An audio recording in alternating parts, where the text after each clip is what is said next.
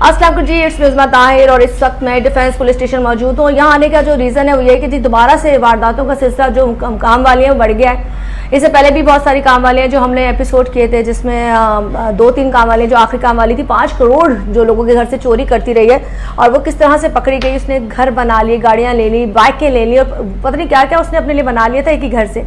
लेकिन दोबारा से यहाँ पर एक अदद खातून पकड़ी गई हैं। किस तरह पकड़ी गई हैं वो तमाम चीज़ें आपके सामने लेके आऊँगी। उस वक्त आई ओशेफ सर हमारे साथ मौजूद है। कैसे उसको अरेस्ट किया, कितने साल से चोरी कर रही थी, ये तमाम चीजें हमें सर बताएंगे। अस्सलाम वालेकुम सर, कैसे आप? ठीक है, ठीक ठाक। आप? अच्छा सर, थोड़ा सा मुझे बताएं वो खातून कौन है, कहाँ से अरेस्ट हुई है और उसका नाम क्या है? अच्छा, वो खातून का नाम जो है वो रियल नेम फरजाना कौसर है, जबकि वो जो फर्जी नाम बताती है अपना वो महरीन बताती है। ठीक है। और वो जो है 2016 से क्रिमिनल रिकॉर्ड उसका मौजूद है। 2016 से वो गिरफ्तार होती रही है। पहले वो लाहौर में चोरियां करती थी, वहाँ गिरफ्तार होती रही। 6 केसेस लाहौर के हैं। ठीक है। उसके बाद वो इस्लामाबाद शिफ्ट हो गई। 3 केस उसके इस्लामाबाद के हैं। लाहौर इस्लामाबाद में बंद हुई जेल में। फिर जब वहाँ से निकली तो वो कराची आ गई और कराची में वारदातें करने लगी। ठीक है। कराची में उसके 6 मुकदमात हैं। सबसे पहले कराची में उसने डिफेंस के दूध में चोरी की, जो मेरे पास केस है। उसके बाद इसने बोर्ड बेसन के दूध में चोरी की। फिर बकौल उसके इंट्रोगेशन में बताया कि यहाँ पर CCTVs बहुत ज़्यादा थे, इसीलिए मैं शाराय कैदीन की तरफ चली गई फिरोजाबाद थाने के दूध में। और फिर बाकी के 4 केसेस जो हैं हमारे पास वो फिरोजाबाद थाने के। अच्छा, वारदात कैसे करती थी? आपने कहा जी पंजाब में भी उसका रिकॉर्ड मौजूद था, वहाँ पे वो किस तरह ये ग्रो था? आप उसकी उम्र कितनी थी लड़की की? लड़की की उम्र 36 साल है। 36 साल है। तो मैरिड थी? जी, वो मैरिड है। ठीक है। तो ये उसके बच्चे भी यकीनन होंगे? 3 बच्चे होंगे। 3 बच्चे। अच्छा, वहाँ जब वो पंजाब में ये करती थी तो खाली वो खुद अकेले अरेस्ट हुई थी और भी इसके साथ लोग भी पकड़े गए थे? लाहौर में जब वो पहले उसने काम शुरू किया तो उसके साथ 2 और सहेलियां भी थी उसकी, वो तीनों साथ अरेस्ट हुई थी। ठीक है। फिर जब वो जेल गई तो उसने मजीद दोस्तियां भी बनाई इसी तरह की, अपने जिस तरह का काम है उस तरह के काम में। तो ये देखने में खुश शक्ल है, सुथरी लड़की है जो आप कह रहे हैं? जो जी, देखने में खुश शक्ल है, गोरी चिट्टी, अच्छी साफ सुथरी है जिसमें। अच्छा, अब ये किस तरीके से लोगों के घर में पहुंचती थी? ये जो कराची में लोगों के यहाँ पहुंचती थी बंगलों में, कोई उसको पहुंचाता था? कौन उसकी गारंटी देता था? अच्छा, पहले तो ये खुद ये जगह जगह अपार्टमेंट्स के जो चौकीदार होते हैं, माली होते हैं, सिक्योरिटी गार्ड होते हैं, उनसे मिलती थी, उनसे पूछती थी कि भाई अंदर प्लाजा में किसी को काम की जरूरत है मासी की, तो आप मुझे बताएं।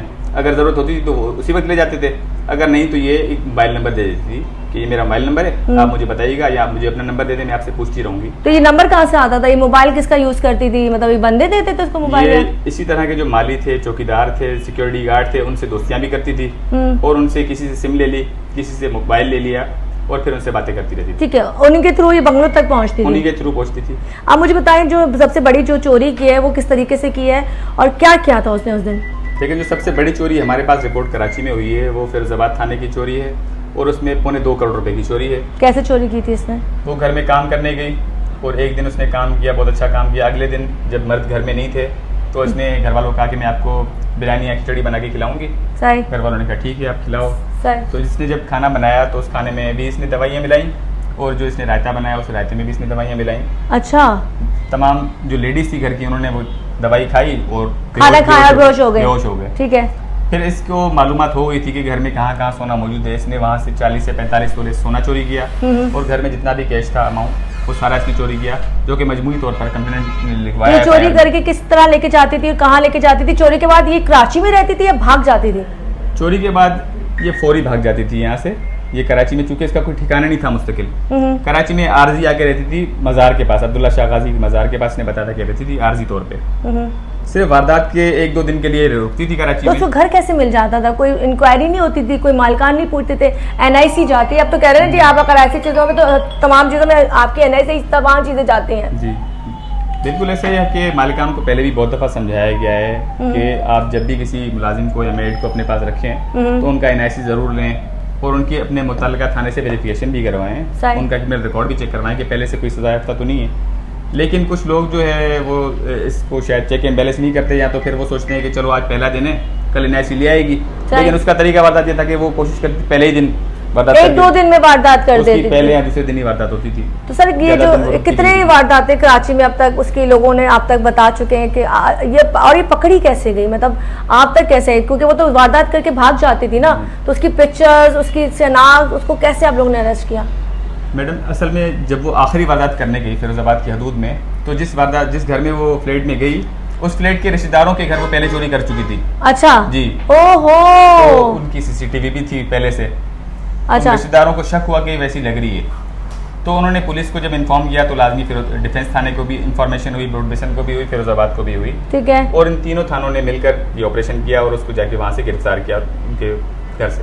अच्छा, इसका जो शौहर है वो बेसिकली क्या काम करता है? मतलब इसका शौहर जो है, इसने खुद इंट्रोगेशन में बताया कि दर्जी का काम करता है। अच्छा, नशा वशा भी करता है? जी, आइस का नशा करता है वो। तो ये पैसे जो होते थे ये अपने मियाँ को भी देती थी या किसी और को आगे भिजवाती थी? ये बता रही थी कि ये सारे पैसे तो मियाँ को नहीं देती, वरना वो सारे ही नशे में खा जाएगा। वो बता रही थी कि मैं अपनी एक दोस्त के पास पैसे रखवाती हूँ, उसकी वो इन्फॉर्मेशन देनी थी, लेकिन पुलिस अभी।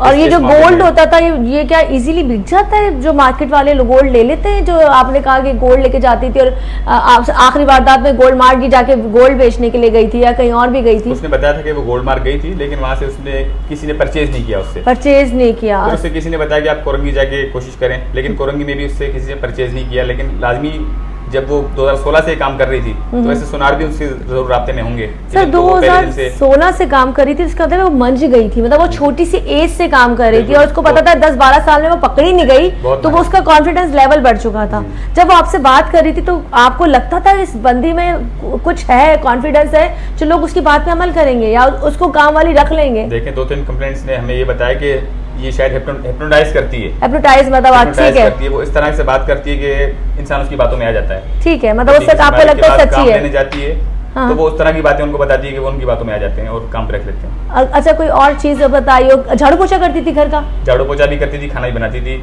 सारा काम कर लेती थी, मतलब जो भी काम मालिक का है। हरफन मौला बन के जाती थी। और बहुत ही कम पैसों में 15-20 हज़ार रुपए ले लूंगी, जो कि पैसों की जरूरत है, क्योंकि पैसों की जरूरत। अच्छा सर, कोई मैसेज आप देना चाहें अगर जो लोग इस वक्त काम वालों को रखते हैं, वो सबसे पहले कौन कौन सी एहतियाती तदाबीर एहतियात करें ताकि इस तरह के केसेस घर में ना हो? देखिए, लोगों को मेरी यही गुजारिश होगी कि जब भी अपने घर में कोई मुलाजिम रखें, चाहे वो मासी हो या कोई ड्राइवर हो या चौकीदार हो, जो भी हो, उसका आप NIC ज़रूर अपने पास रखें और उसका काउंटर चेक लाजमी थाने से, जो आपके मुतल्लिका थाना है, वहाँ से करवाएं और उन्हें थाने वालों से कहें कि भाई इसका क्रिमिनल रिकॉर्ड हमें देख के बताएं, जो भी कि पहले से कहीं सजा याफ्ता तो नहीं है, और फिर ही उस पर मुलाजिम रखा जाए। फेक NIC बन जाती है? फेक NIC नहीं बनते, लेकिन अगर फेक NIC होगा तो भी पकड़ा जाएगा ना। पकड़ा जाएगा। चलिए जी, बहुत बहुत शुक्रिया जी। क्लिफ्टन पुलिस स्टेशन में मौजूद डिफेंस क्लिफ्टन स्टेशन में मौजूद हूँ। यहाँ आने के बाद वो बंदी जो करोड़ों रुपए लोगों के हत्या चुकी है और बज़ाहिर कहते हैं जी कुछ ऐसा पढ़ती पढ़ाती थी, जादू करती थी कि जो भी तो जादू नहीं होता। कभी कभी जब हमारे जिंदगी इतनी बिजी हो गई, हमें लगता है हमें हमारे घर में ज़रूरत है काम वाले की, तो जब हमें काम वाले की ज़रूरत होती है तो हमारी बस गलती ये होती है कि हम उसके NIC ही नहीं लेते, उनके बारे में जानकारी नहीं हासिल करते, जिसकी वजह से।